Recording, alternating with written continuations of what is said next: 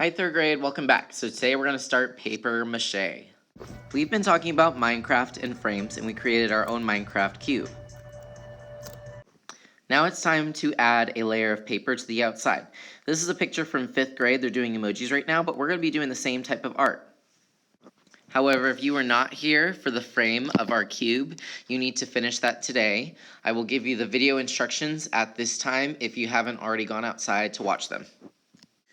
Before we move on, I need someone to explain why this one is not a cube. This one is a rectangular prism, but why is it not a cube? If I could get one person to raise their hand.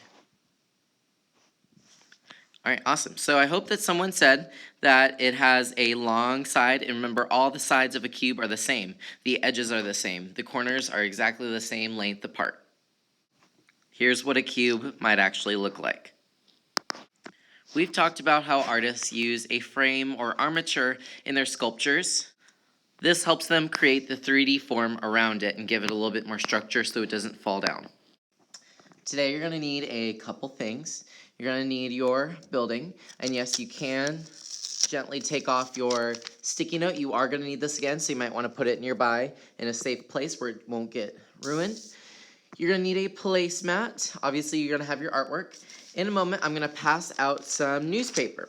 What you're going to do with the newspaper is you're A, not going to read it, but B, you're going to open it as if you were going to read it, start from the top, and then tear towards you. And you're going to get these really long strips. So notice I'm tearing towards myself. If you try tearing the wrong way, it won't work.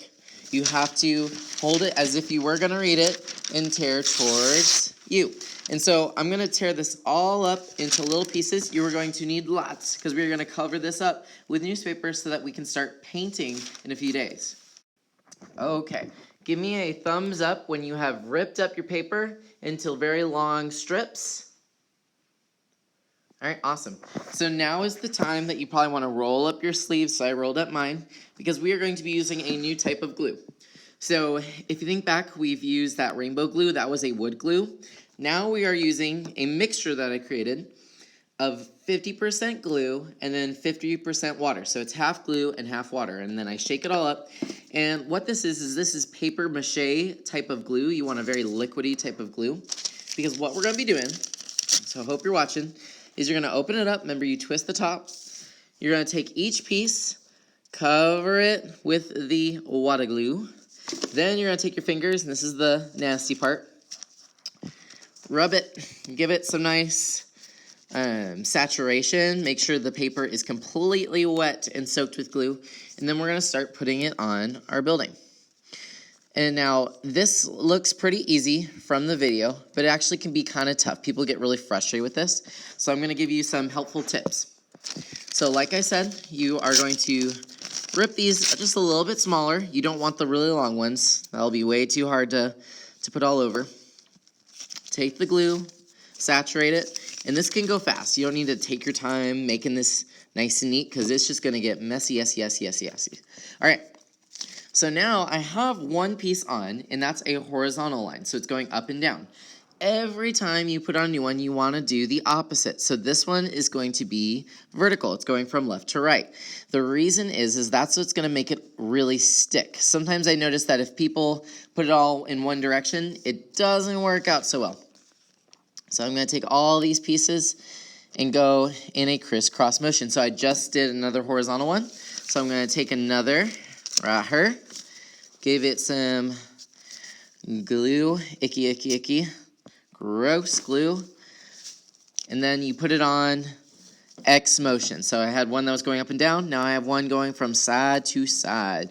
If you keep doing them all the same direction, it's probably just going to fall off.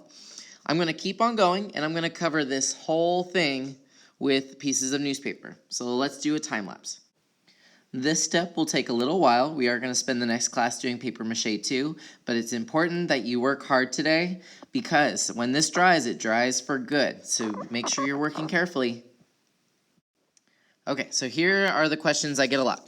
Mr. Bofield, am I done? If I look at yours and I see any of the popsicle sticks, do you think you're done? Hope you said no. You do have to cover the whole thing. So you might want to be moving it around a little bit. That way it doesn't dry too fast and it gets stuck to your placemat. So be moving as you work. And make sure you cover up those popsicle sticks with pieces of newsprint. Think of these little newspapers as Band-Aids too. So let's say you have a part that's really poking out. Use this Band-Aid and cover it up. Another thing I look for when you say that you're done, do you have any spots that are sticking up? Look at this one. This one's sticking out really crazy. If you have that, use the newspaper as a little Band-Aid. Give it a little bit of glue, and you need to fix that boo-boo. So I have some parts that are sticking out right there. Take a little Band-Aid and cover it up. And I have plenty more to do. I don't want to see inside of your sculpture. You want to make sure you cover this up with little pieces of newspaper so that it's all flush in one texture. Alright, so I took a few minutes to cover up those spots and make sure all the popsicle sticks were covered. Now I know I'm done. If you need me to check and see if you're done, just give me a thumbs up or something and I'll come by and check.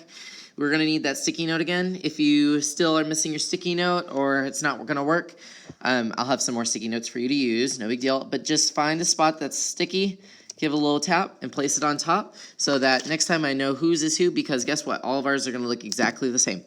Then what you're going to do is you're going to take your tray. You're going to use both hands. It's hard for me to do because I have a giant iPad. So now that I have it on standing on the wall, make sure you hold it, both hands, and then you can put it on the back green counter so that I know I can let it dry and that kindergarten won't touch it, so I can protect it. Now, either when you're done or at the end of class, your hands are going to be disgusting, goopy, oopy. Please don't ask to wash your hands during this project. It is pointless because your hands are just going to get dirty again as soon as you come back in. Use a wet wipe first to clean your hands, clean your table. I don't care if you use 2 or more. Get all that goopy gloppiness off my table. If you could please return the glue, make sure that it is closed tight. If you still have any ickies, like I said, use as many wet wipes as it takes to get all that gunk off your hands. Alright guys, I hope you have a great day, and I'm excited to see your amazing cubes.